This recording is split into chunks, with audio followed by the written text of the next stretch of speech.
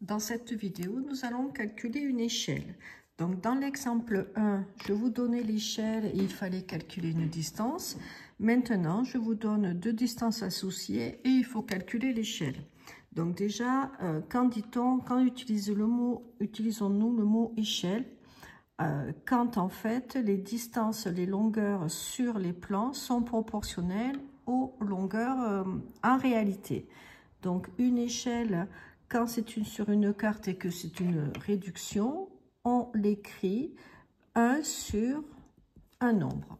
Et il faut évidemment que, ici, je vais peut-être compléter, ça c'est la longueur sur le dessin, donc 1 cm par exemple sur le dessin, ça c'est sur le réel, le dénominateur c'est le réel. Donc si par exemple vous avez 200 ici, cela veut dire que 1 cm sur le dessin représente 200 cm en réalité. Ça veut dire que 1 mètre sur le dessin représente 200 mètres en réalité. Donc nous maintenant, je vais enlever le 200. Ce que l'on veut, c'est chercher le dénominateur. Donc comme on vient de dire que les distances étaient proportionnelles, j'ai utilisé deux méthodes avec une première méthode qui utilise un tableau de proportionnalité. Donc les deux grandeurs qui sont en jeu ici sont la distance ou les distances sur le plan, donc distance sur la carte que l'on va mettre en centimètres. Et ensuite, la deuxième grandeur, c'est la distance ou les distances en réalité, donc les distances réelles. Et comme on veut que ça soit la même unité, on va aussi mettre toutes ces données en centimètres. Donc, puisqu'on nous donne la carte, ces deux villes qui font 15 cm de distance, c'est pas la peine d'ailleurs que je mette les centimètres puisque je l'ai écrit ici.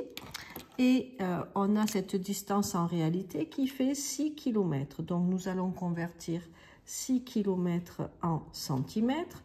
6 km, ça fait déjà 6000 mètres.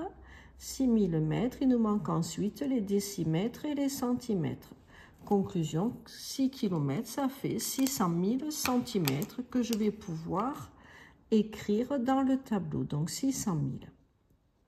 Maintenant, puisque nous voulons que l'échelle s'écrive 1 sur, ça veut dire que sur le dessin, nous avons 1 cm et nous cherchons ce dessin de 1 cm. Que représente-t-il en réalité? Donc, nous avons vu plusieurs méthodes pour trouver une quatrième proportionnelle. Là, nous avons 15 et 1, donc cela ressemble à un retour à l'unité, ici, puisque nous cherchons une longueur qui est 15 fois plus petite. Donc, pour passer de 15 à 1, nous divisons par 15, puisque c'est 15 fois plus petit. Conclusion, dans la distance en réalité, elle sera, elle aussi, 15 fois plus petite.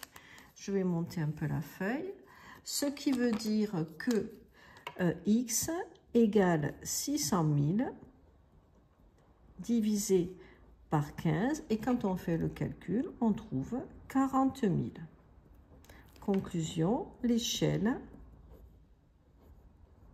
est de 1 sur 40 000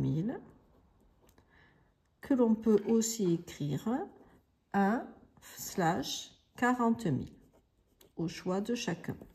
Ça, c'est la méthode où on utilise le tableau de proportionnalité.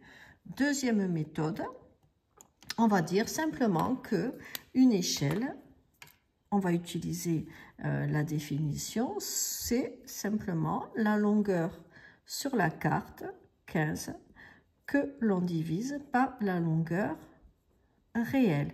Mais cette proportion, on veut qu'elle ait un numérateur égal à 1. Donc, on fait la même chose. Puisque le numérateur est 15 fois plus petit, cela veut dire que le dénominateur sera aussi 15 fois plus petit. Et on retombe sur le calcul précédent où on avait 600 000 divisé par 15. Et résultat final, 1 sur 40 000. Donc, pour le début, vous pouvez clarifier vos idées en utilisant le tableau de la proportionnalité et donc la méthode 1. Puis, petit à petit, vous pouvez ensuite gagner du temps en utilisant la proportion dont le numérateur est égal à 1.